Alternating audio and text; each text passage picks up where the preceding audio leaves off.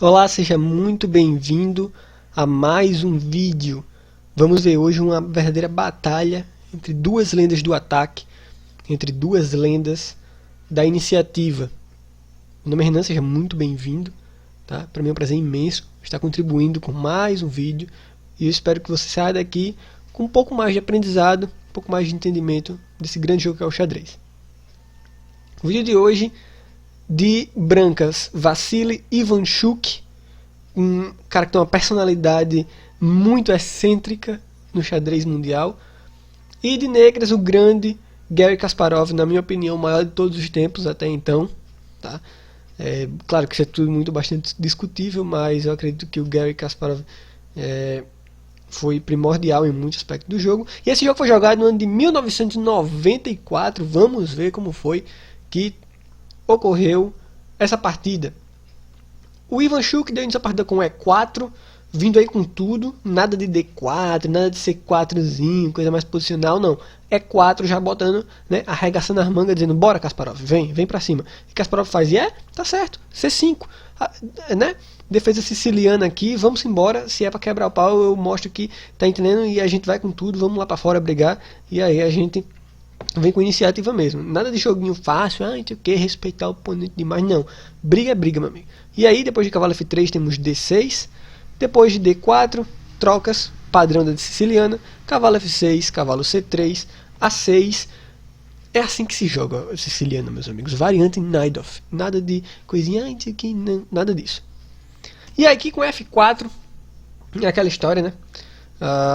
Nessa variante, as brancas optam por dar um upgrade, né? Colocar mesmo um grande forte centro de peões e, claro, por isso, permita-me apenas colocar minhas setinhas aqui.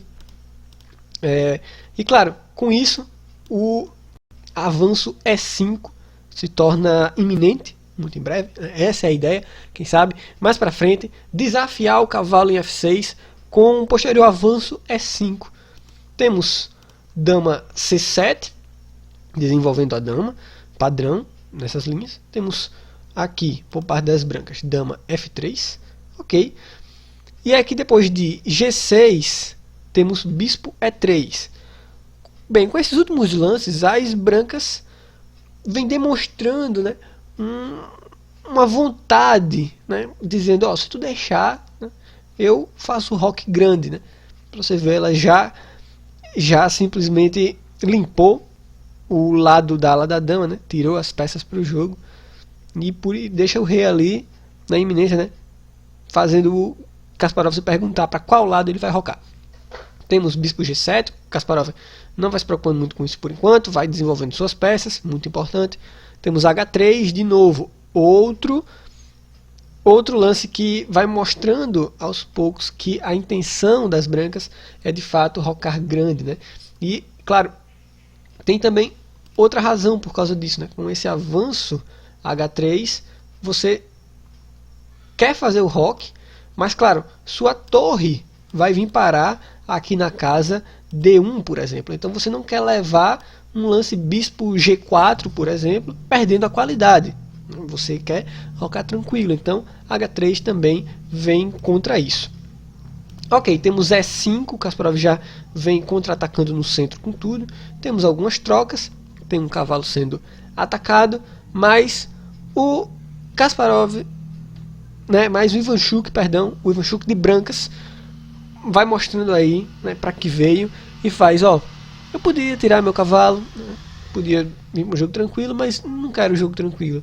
Vou desafiar até o bispo ali, com o bispo H6. E aqui agora, as negras praticamente são forçadas a tomar esse bispo, né? E essa é uma decisão estratégica interessante, eu diria. Por exemplo, se as negras evitam tomar esse bispo aqui e defendem o bispo delas jogando um roque, por exemplo, né? Algo do tipo bispo toma, rei toma, dama toma em F6, né? Dama toma o cavalo F6, pode ser jogado, porque depois de rei toma, né, você tem cavalo D5 com cheque, a dama vai cair aqui, né? Perceba que este é um ataque duplo do cavalo, né? Um garfo.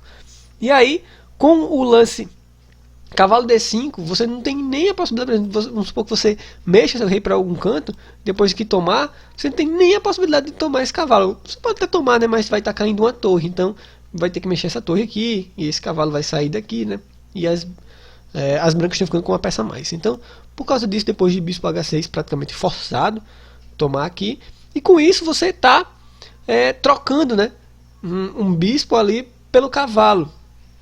E essa é uma atitude interessante do Ivanchuk, coisa que não é muito comum, né?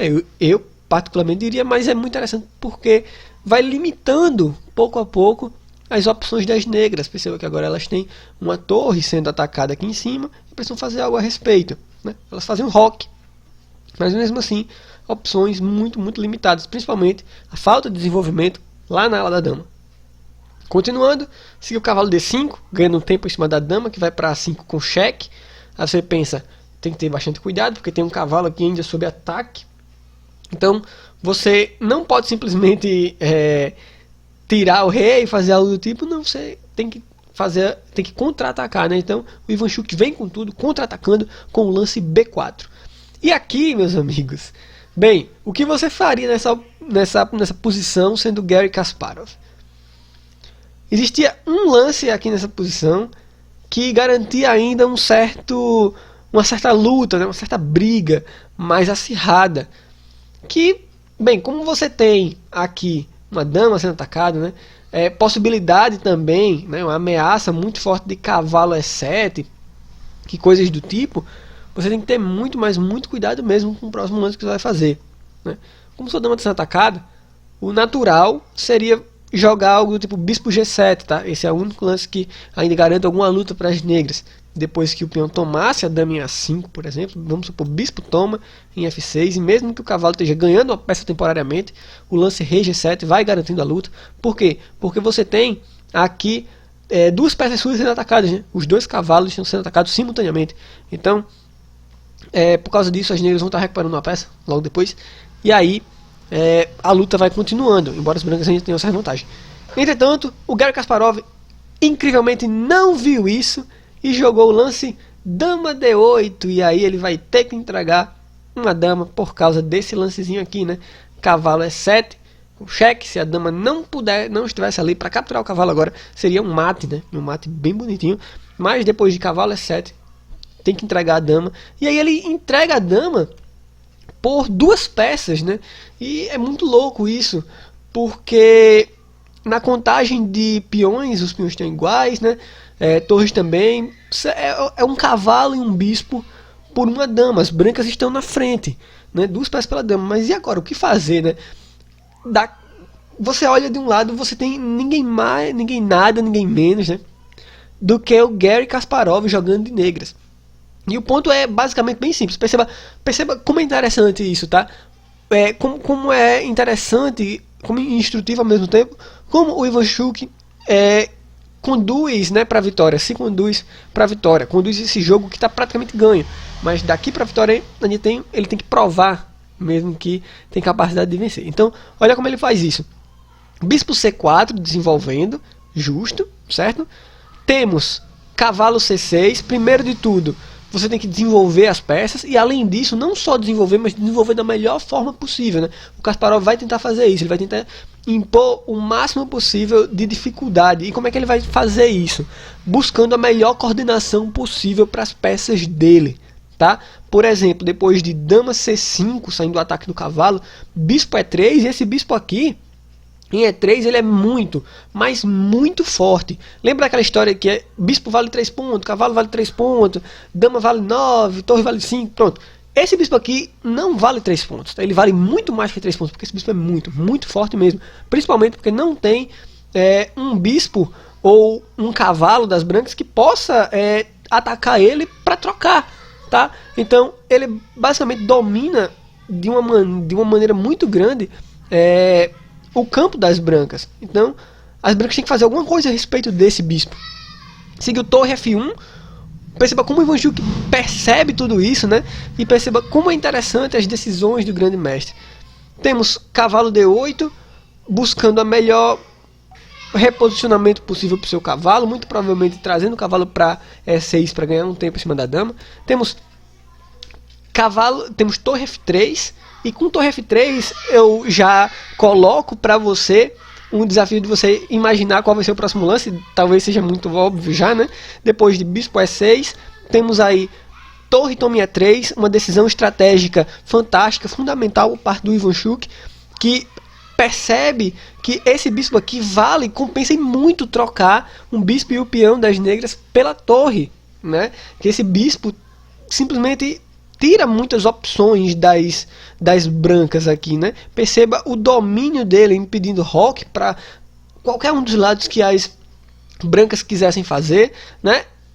Não tem contraparte dele, ele domina as casas escuras, então faz todo sentido do mundo você trocar esse bispo. Depois de bispo E6 temos torre toma, e aí só depois de algumas trocas, né, as brancas estão de novo tomando aí alguns peões, e aí ficam com um peão e uma torre, né, por um cavalo, né, em termos de contagem, vamos supor assim, considerando que duas torres valem a mesma coisa que a dama.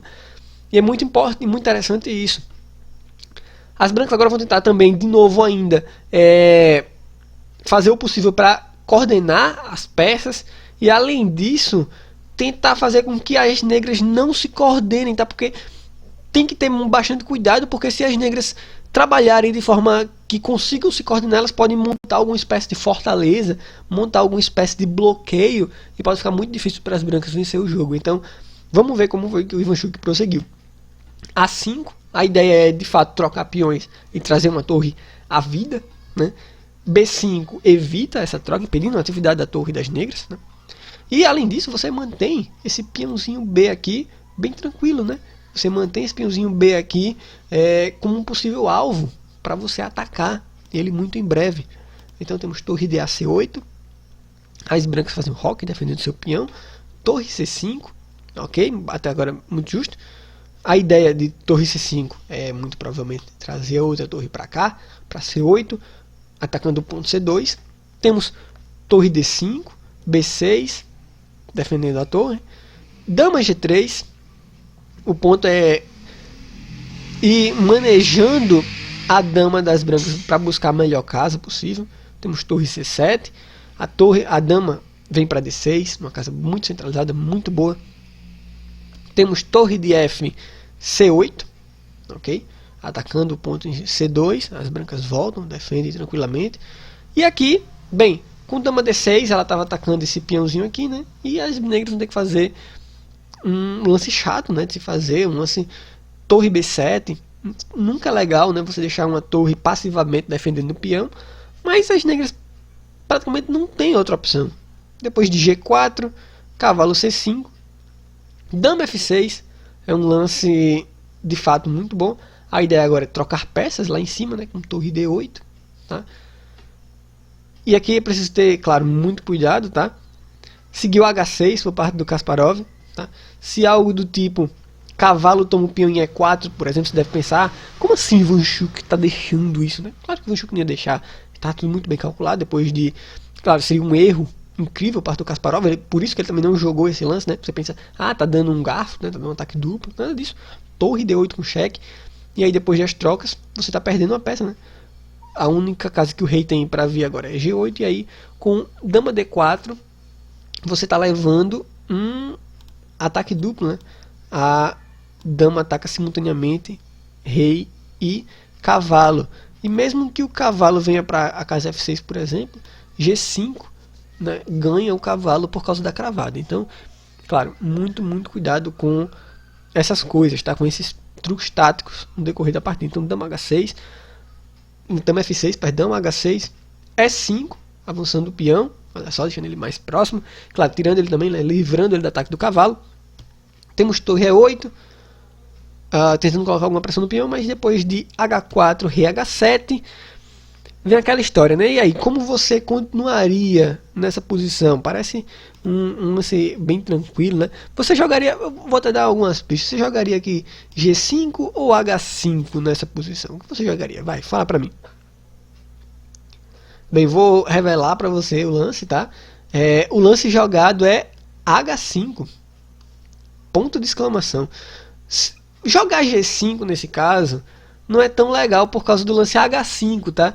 E aí, por que ele não é tão legal? Porque você deixa que a cadeia de peões, olha só que ideia, né? Que insight massa. Você deixa que a cadeia de peões das negras fique com apenas uma base. E a base é justamente esse peãozinho aqui em F7, tá? Ele é a base da cadeia de peões, é ele que segura todos os outros peões. Então, como tem só uma base, tá? Claro, é mais fácil das negras defenderem essa base. Agora, veja o contrário, tá? Por exemplo, aqui, depois de rei H7, seguiu na partida H5. Agora, depois de G5, que foi o que seguiu por parte do Kasparov, você tem quantas bases? Fala pra mim. Uma, né? Ficou um peão lá fora, né? Fraco.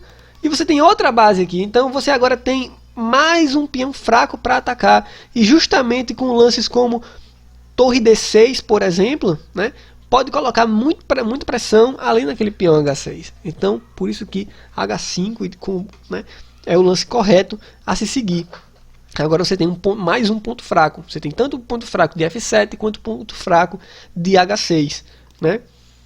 Bem, seguiu torre D6, claro, por parte do Ivanchuk. Torre E6, meio que vem para dar uma defendida, mas não tem condições. Torre D8, a ideia de jogar torre D8 aqui é claro, uma ideia bastante simples, jogar dama F8, por exemplo, depois torre D8 e ameaçar mate aqui em H8 ou G8, por exemplo. Tá? Então, rei G7, tira essa possibilidade imediata que tinha de dama F8, né? E aí, A3 agora. O que eu acho muito legal desse lance A3 aqui, tipo, vem seguindo uma série de lances, né? E aí do nada o Ivanchuk dá uma relaxada e faz, ó, tu tá ficando sem opções, isso, Kasparov, teu chá tá 5 anos. Seguiu A4. E depois de rei B2 de novo, né? O que você vai fazer? Você vai ter que mexer uma das peças. E qualquer peça que você mexe, basicamente vai dar errado. O cavalo não tem muito lance para se mover, né? Por exemplo, seguiu aqui, torre de B7, você não tem o que fazer. E vai cair o peão, né? E cai o peão ali, e depois cai esse peão. O Kasparov abandonou a partida, tá? Mas o que eu quero te mostrar é que literalmente não tem outra opção. Olha só, se você mexer essa torre aqui, com torre de E7, por exemplo, olha que lance interessante, torre H6. E aí se o rei toma, por exemplo, né, só para você ver se o rei toma, dama H8 é mate. Olha que legal, né? Esse lance H5 também tem frutos até de ataque. Então vai começar a cair peão, não tem jeito. Se aqui, por exemplo, algo do tipo cavalo E4, atacando a torre, por exemplo, você pode simplesmente tomar, e depois que o peão tomar a torre de volta, algo do tipo dama D3, tá? Você mira essa casa G6 aqui, né, depois do cavalo, e vários peões vão começar a cair depois que você der cheque, né? Tem esse peão aqui caindo, né? Então, claro, essa torre tem que ter muito cuidado com cheques duplos, enfim. É bastante complicada, e aí depois, né, de rei B2, seguiu torre de B7, mas mesmo assim, depois de torre toma, as trocas que podem seguir não são muito legais, e aí o Garry Kasparov fez, ó, beleza, por hoje tu se safou dessa, Ivanchuk. E aí, então é isso, essa foi a partida de hoje, eu espero que você tenha gostado, que tenha sido instrutivo para você, que você saia desse vídeo com pelo menos mais uma lição, né? Mais um tijolinho no seu conhecimento. Muito obrigado por assistir. Se você gostou, deixa um comentário, deixa um gostei aqui embaixo, porque aí eu vou ficar sabendo que você está gostando dos nossos vídeos, né? E claro, não deixe de compartilhar o conhecimento, né? O conhecimento não é uma dádiva que merece ser compartilhada com todo mundo. Forte abraço e até o nosso próximo vídeo. Valeu!